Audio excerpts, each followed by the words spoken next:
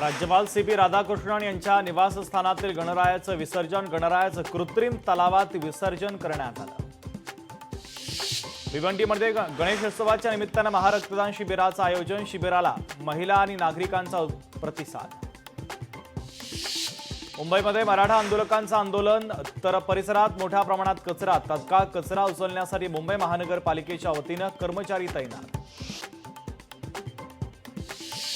मनोज जरांगेंच्या आंदोलनाला पुन्हा एका दिवसाची परवानगी। पोलिसांकडून एका दिवसाची परवानगी।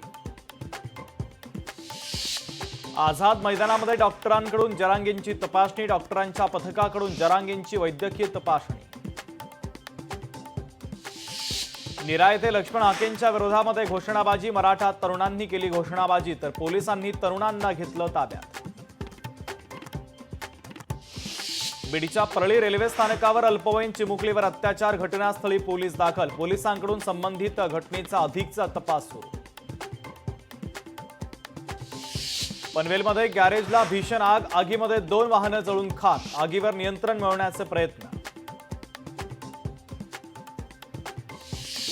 पिंपरी चिंचवड पोलिसांचा जुगार अड्ड्यावर छापा। कारवाई 34 लाखांचा मुद्देमाल जप्त।